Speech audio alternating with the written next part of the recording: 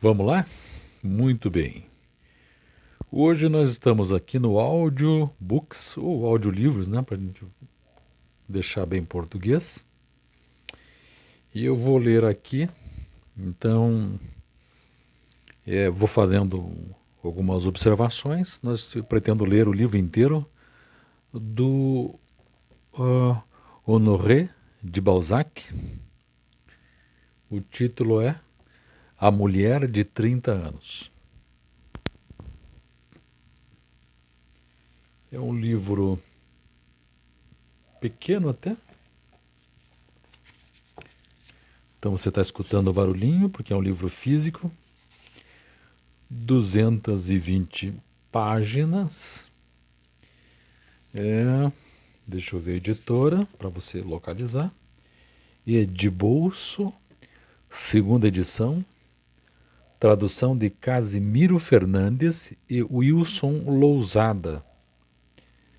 Então, para quem vão aí os créditos.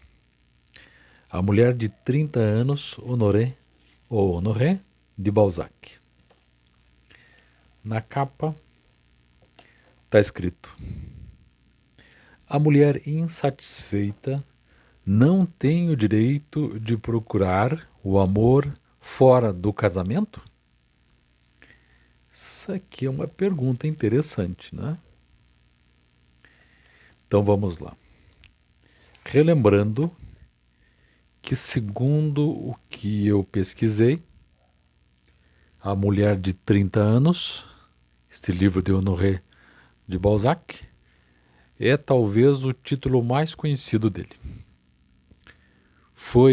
E aqui é o ponto importante, foi nesse romance que originou o termo que a gente conhece hoje em dia de balzaquiana, para designar mulheres mais maduras. Neste livro, o autor penetra de maneira ampla e generosa na alma feminina.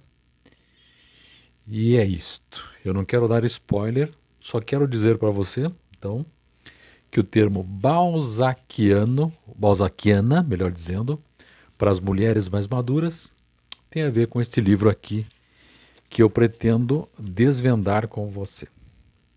Tá bom? Você está escutando aqui, eu estou virando as páginas e vamos lá. O livro o copyright é de 1977 para a edição de bolso, da editora Edbolso. Volto a dizer, os créditos, todos são da editora Edbolso. O livro começa assim. O livro é dedicado, segundo o próprio autor, dedicado ao pintor Louis Boulanger. E aí tem uma explicação embaixo, que o pintor Louis Boulanger, 1806 a 1867, da escola romântica, é autor de um retrato de Balzac. Então, este autor aqui, que ganhou uma dedicatória, é também o autor de um retrato de Balzac. Vamos lá, primeira parte. Vamos ver o quanto a gente pode ler e vamos conversando aos poucos e lendo também. Se você puder ler aí também, buscar na internet, porque eu acho que esse livro está em domínio público já. Vamos lendo juntos. Vamos lá então? Primeira parte. Primeiros erros. Aí, a jovem. No começo do mês de abril de 1813, houve um domingo cuja manhã prometia um desses belos dias em que os parisienses, pela primeira vez no ano, veem as calçadas sem lama e o céu sem nuvens. Aqui já é uma localização da história. Abril de 1813. Pouco antes do meio-dia, um cabriolé que vem a ser uma pequena charrete, né? Um cabriolé puxado por dois fogosos cavalos desembocou na rua de Rivoli pela rua Castiglione e parou atrás de diversas equipagens estacionadas junto à grade recentemente aberta no meio do terraço dos volantes. Esses volantes aqui indica o terraço dos volantes, é nome de um terreno entre a atual rua São Honorato e o terraço das Tulherias, onde Henrique III instalou o mosteiro da Ordem dos Volantes, mais tarde ocupado pela Convenção. Vamos lá, esse ligeiro carro era conduzido por um homem de aparência preocupada e doentia. Cabelos grisalhos mal cobriam seu crânio amarelo e o tornavam precocemente velho. O homem atirou as rédeas ao lacaio a cavalo que seguia o carro e desceu para tomar nos braços uma jovem cuja beleza frágil atraiu a atenção dos ociosos em passeio pelo terraço. Vejam a riqueza, claro que aqui é uma tradução do francês, né? Mas vejam a riqueza de detalhes em que nós já abrimos esse grande escrito do Balzac. A mocinha deixou-se complacentemente estreitar pela cintura, de pé no estribo da carruagem, e passou os braços em torno do pescoço de seu guia, que a colocou na calçada sem amarrotar a guarnição do seu vestido de repes verde. Um amante não teria tido tanto cuidado. O desconhecido devia ser o pai daquela menina que, sem agradecer, tomou-lhe familiarmente o braço e arrastou-o bruscamente para o jardim. O velho pai observou os olhares maravilhados de alguns rapazes e a tristeza impressa em seu rosto desvaneceu-se por um momento. Embora há algum tempo ele já houvesse passado da idade em que os homens se devem contentar apenas com os enganadores prazeres que dá a vaidade, pôs-se a sorrir. Pensam que és minha esposa, disse ao ouvido da jovem, erguendo-se e andando com uma lentidão que a desesperou. Parecia mais envaidecido do que a própria filha e gozava talvez mais do que ela com as olhadelas que os curiosos lançavam aos seus pezinhos calçados de borzeguins de pano acastanhado, a um corpo delicioso desenhado por um vestido de cabeção e ao delicado pescoço que uma gola bordada não ocultava inteiramente. Os movimentos do andar erguiam, por instantes, o vestido da moça e permitiam ver, acima dos borzeguins, o roliço de uma perna finamente modelada por uma meia de seda bordada.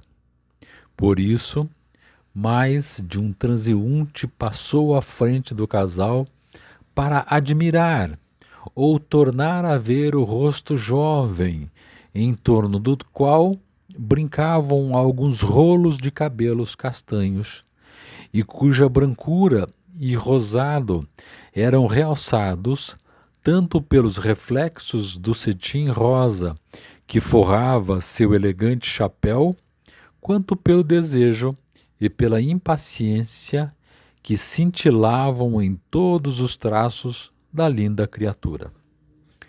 Uma suave malícia animava seus lindos olhos negros, em forma de amêndoa, encimados por sobrancelhas bem arqueadas, bordados por longos cílios e que nadavam num fluido puro.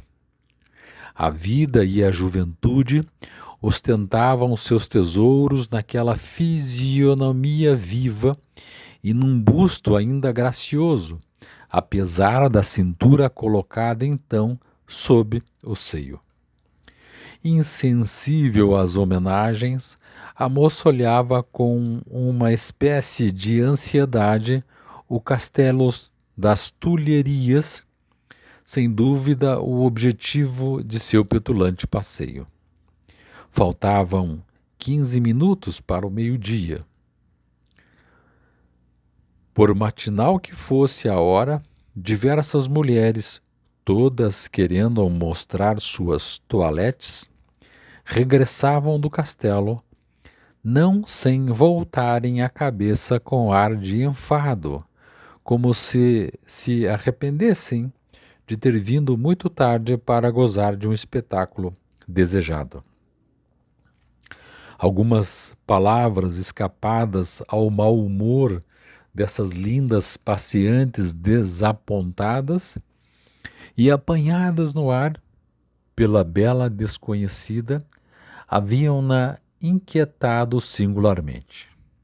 O velho espiava com um olhar mais curioso que zombeteiro os sinais de impaciência e temor que alternavam no rosto encantador de sua companheira e observava-a com cuidado talvez excessivo para não demonstrar uma segunda intenção paternal. Esse domingo era o 13º do ano de 1813.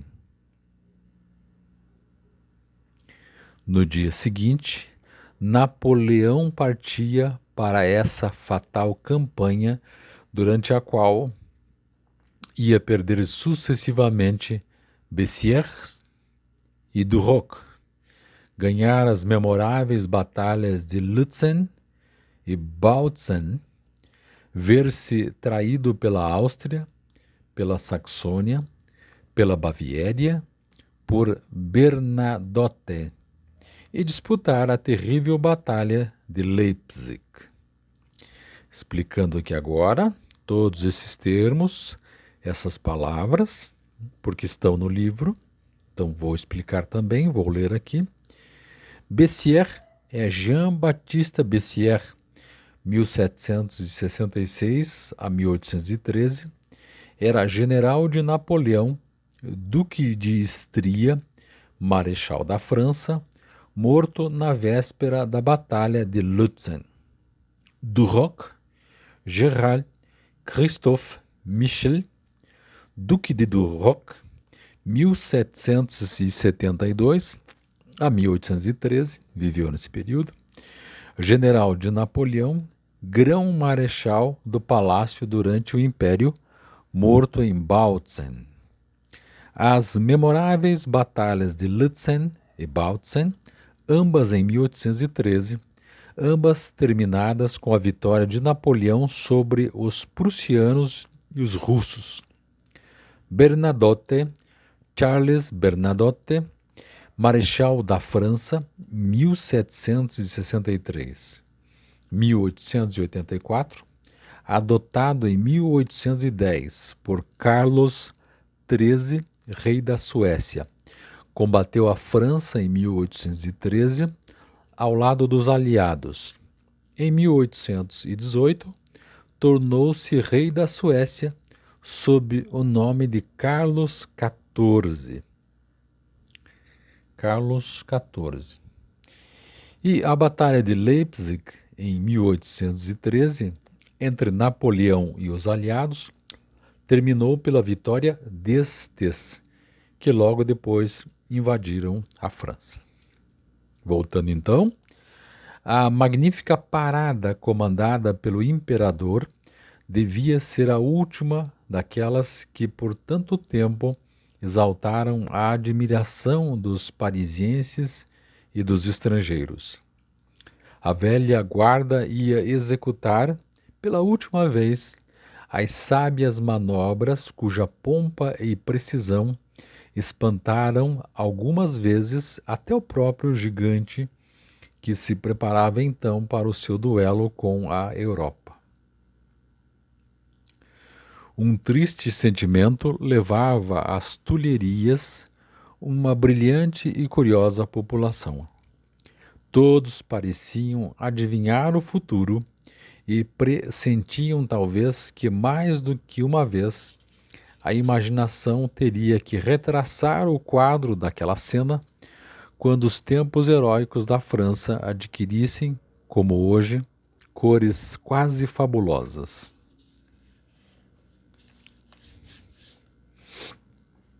Vamos mais depressa, meu pai, dizia a moça com um ar travesso, arrastando o velho. Ouço os tambores. São as tropas que entram nas Tulherias, respondeu ele. Ou que desfilam. Todos estão voltando, replicou ela com infantil amargura que fez sorrir o velho. A parada só começa ao 12h30, disse o pai, que andava quase à retaguarda de sua impetuosa filha.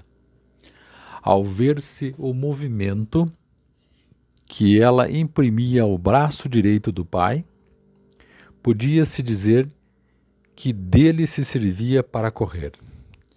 Sua mãozinha, bem enluvada, machucava pacientemente o lenço e assemelhava-se ao remo de um barco fendendo as ondas.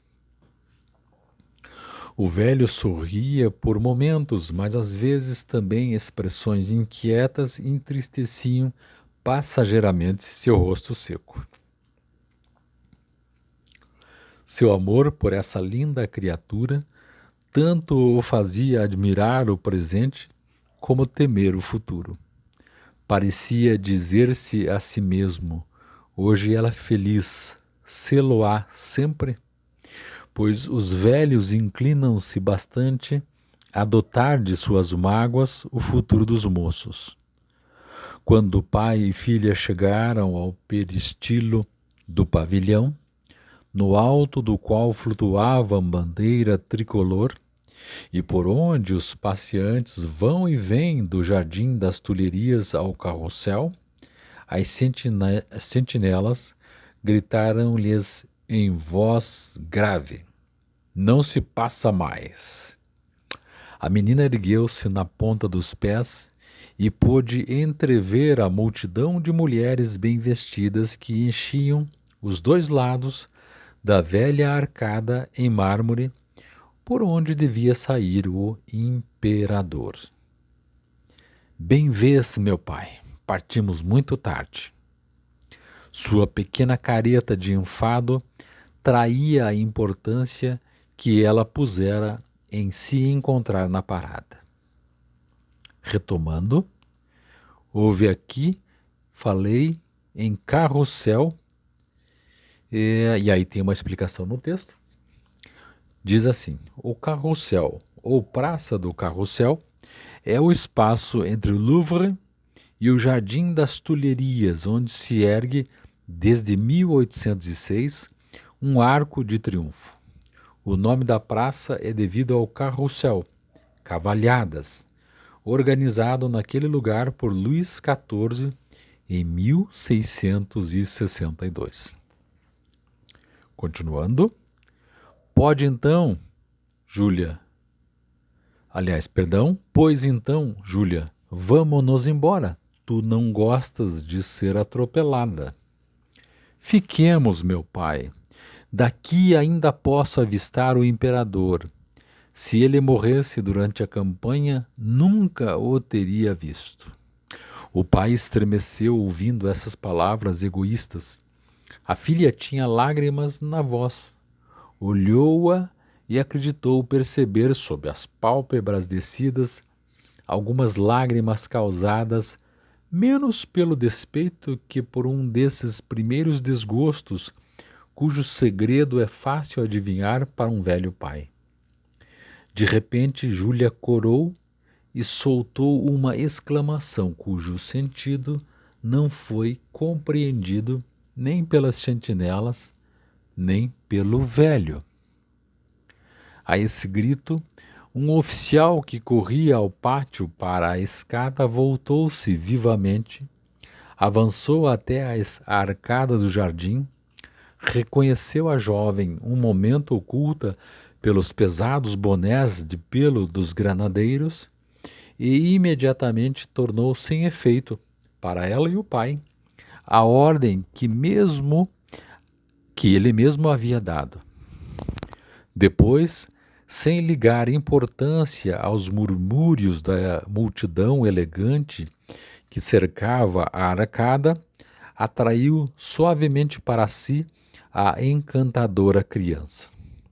Não me admiro mais da cólera nem da pressa de minha filha, já que estavas de serviço, disse o velho ao oficial com um ar tão sério quanto zombeteiro.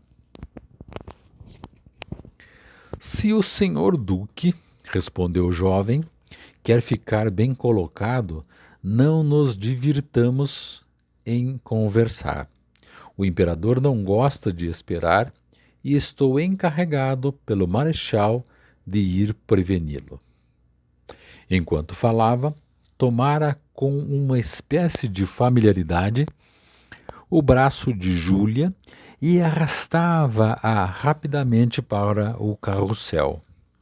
Júlia percebeu com espanto uma imensa multidão que se comprimia no pequeno espaço compreendido entre as muralhas cinzentas do palácio e os marcos reunidos pelas correntes que desenham grandes quadrados arenosos no meio do pátio das Tulherias. O cordão de sentinelas, estabelecido para deixar uma passagem livre ao imperador e seu estado-maior, só a muito custo não era rompido por aquela multidão ativa e ruidosa. É interessante aqui, fazendo uma pequena pausa, que a gente sempre vai fazer uma, não diria analogia, mas uma comparação entre o velho e o novo. Porque Balzac vai trabalhar essas expressões do velho e o novo, daquilo que está indo e daquilo que está chegando, no livro todo, se você for analisar. Por isso que aquela expressão que a mulher balzaquiana, que a gente tem essa expressão bastante utilizada, hoje não tanto, mas já tivemos a expressão mais utilizada, que é exatamente essa mulher de 30 anos, que o autor, o Balzac, começa a definir com aquela expressão um pouco infantil e também mulher, e ao mesmo tempo, no caso já de 30 anos, de alguém que começa a entrar no mundo de, digamos assim, decrepitude, se é que nós podemos dizer assim. E essas comparações que ele vai fazendo entre o velho e o novo, entre a vagareza do pai e a rapidez da moça, entre a beleza dela e a decrepitude do velho, não é? Tudo isso vai nos levando como que um romance, como que um aspecto, digamos assim, mais psicológico para o que o Balzac quer dizer no livro. Então, nós vamos sendo encaminhados, né, porque ele vai nos encaminhando para essa temática bastante interessante, que é, da mulher de 30 anos e que essa expressão de que é a mulher balzaquiana. Vamos lá então? Continuando então, isto, a Júlia dizendo, isto será muito bonito, não? Perguntou Júlia sorrindo. Cuidado!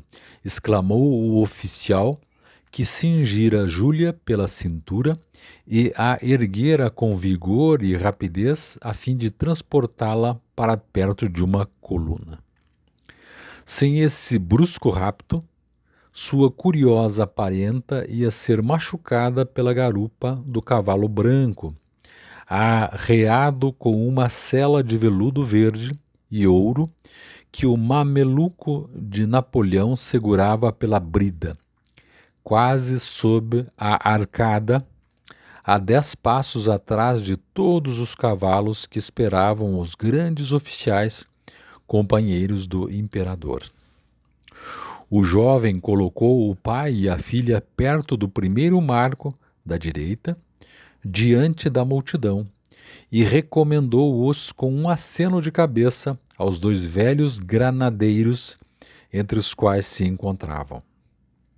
Quando o oficial voltou ao palácio, um ar de felicidade e alegria sucedera-se em sua fisionomia ao súbito terror que o recuo do cavalo nela imprimira.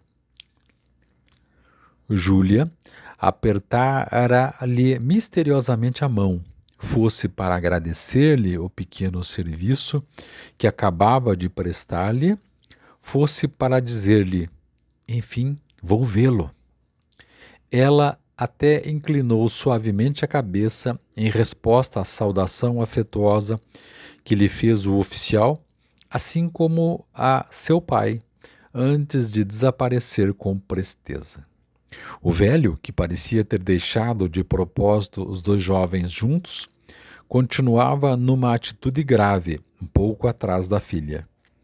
Observava-a, no entanto, de soslaio e tratava de inspirar-lhe uma falsa segurança, parecendo absorvido na contemplação do magnífico espetáculo que oferecia o carrossel. Quando Júlia voltou para o pai, o olhar de um escolar inquieto com o professor, o velho respondeu-lhe até com um sorriso de alegria benevolente. Mas seu olhar agudo seguira o oficial até a arcada e nenhum acontecimento daquela cena rápida lhe escapara. Que belo espetáculo, disse Júlia em voz baixa, apertando a mão do pai. O aspecto pitoresco e grandioso que apresentava o carrossel nesse momento motivava a mesma exclamação a milhares de espectadores cujas fisionomias estavam pasmadas de admiração.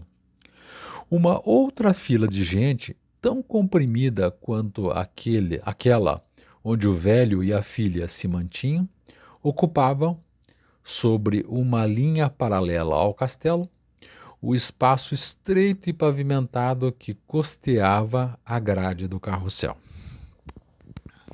Essa multidão acabava de desenhar vivamente, pela variedade das toaletes femininas, o imenso quadrado que formam as construções das tulherias e a grade, então, novamente colocada.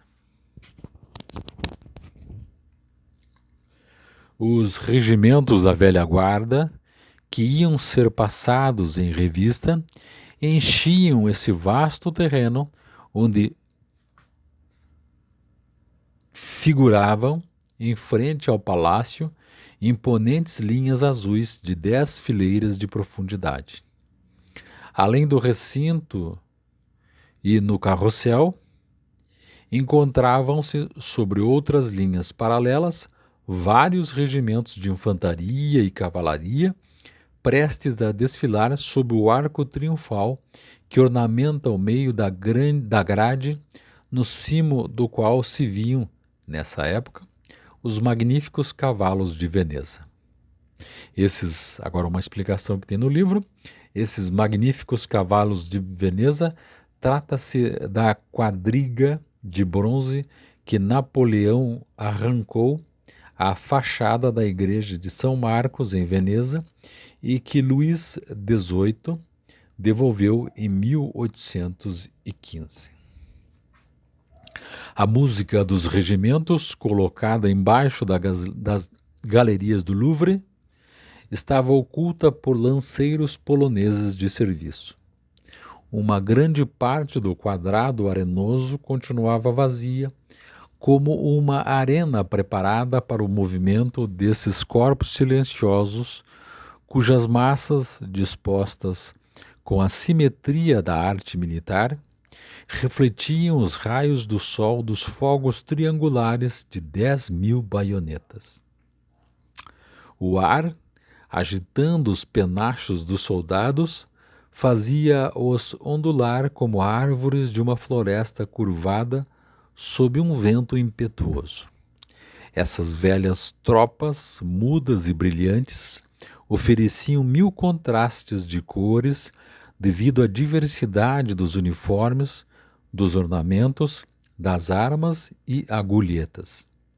Esse imenso quadro, miniatura de um campo de batalha antes do combate, era poeticamente emoldurado com todos os acessórios e acidentes bizarros pelas altas construções majestosas, cuja imobilidade parecia imitada pelos chefes e soldados.